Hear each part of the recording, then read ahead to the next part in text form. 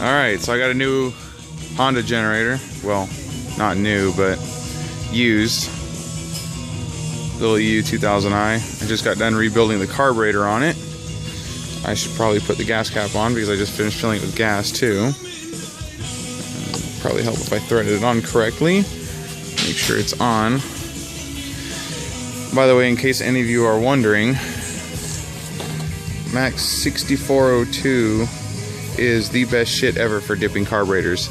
Don't use the Berryman's Chem Tool, whatever, that comes in the same can that you get from AutoZone. It does not work. I know from experience, it doesn't work. This is the one that works. I've used both of them. It is a night and day difference. The other one I left soaking for an entire day. Carburetor in it, didn't clean it for shit. This one you leave it for an hour, rinse out the water, blow it out with compressed air. It's good to go. So, that actually belongs to Kurt, which is over there. He's got a pretty cool fucking shop here. Works on all kinds of cool stuff. He's got a whole bunch of cars on the other side there that you can see through that window. Boats and stuff like that. So, anyway, just finished rebuilding the carburetor because it was kind of dirty. I had some gunk in the carburetor when I bought it, but I rebuilt it and it seems like it works 100% better. So, I will start it. Of course, this is a hot start, so I don't need to choke it.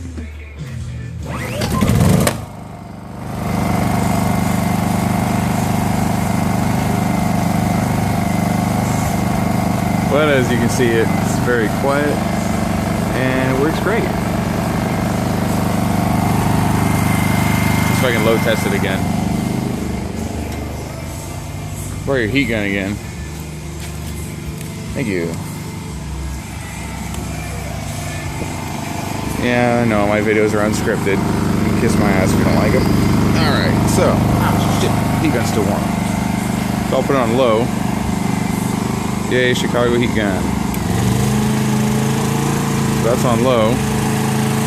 And it used to be, when I got it, it started surging really bad under a load. And I dropped the bowl, and it turns out there was a bunch of varnish on the bowl and the screw and everything, so I kind of ran a wire up it, up the jet and everything, just to kind of clean it out. And I got it pretty good for the most part, but it still wasn't as it should be. So, seeing as how you don't have to buy any parts for these carburetors to clean them out, I just decided to drop the carb and dip it in the 6402 dip, and now it runs a lot better. It doesn't seem to surge.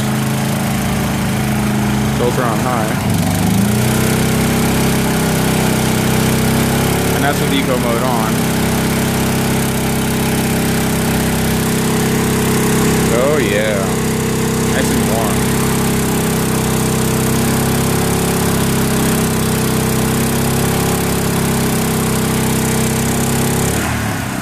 Turn it off. Specify it again. I'll unplug that. Eco mode off.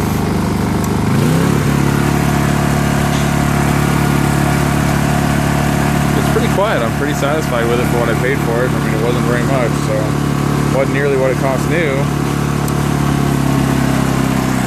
And when I pulled the spark plug out of it, it looked like it had hardly any use at all. I mean, the guy said that he used it to tether with another one for camping for an RV. He said they really didn't have to tether two very often, so he sold this one.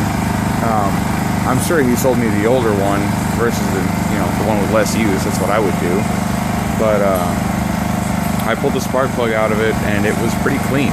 I couldn't tell hardly any wear. There was no wear on the electrode. It was still nice and square. And it wasn't very dirty at all. So I would say that this thing probably doesn't have much use on it, and it had the correct spark plug in it. So unless he's changed the spark plug, which I doubt, then it's probably pretty new. The reason I doubt him changing the spark plug is because he left old gas in it. And typically people that are up on their maintenance will at least stabilize their fuel and not leave it in there. So there is a screw to drain the bowl, and people that are conscious about maintenance know to at least drain the carburetor and stabilize the fuel and all that good stuff. So I think I got a pretty good deal. I'm pretty happy with it so far. I mean, I've been using it on my rollout project out here in Houston for charging batteries and running my laptop and stuff like that, and it's been awesome so far. I'm considering getting a propane conversion kit for it so that I could use it inside the Target stores while I'm doing the rollout to keep my laptop going, because believe it or not, power outlets in Target stores are few and far between. Typically the ones that they have in the cash wraps are all occupied or buried so far behind it's almost impossible to get to. And I mean, I'm 6'2", and I've got long arms, and I can barely reach it, even sticking my head in the cash wrap. So I may do that and just run around with it on the cart and keep my laptop battery and my drill batteries charged and stuff like that, and save myself a headache. But that probably look kind of goofy, but I don't really care. As long as I meet my deadline, keep the customer happy, that's all that really matters. So if you got any questions, post them in the comments box, and I will be happy to answer them. Thanks.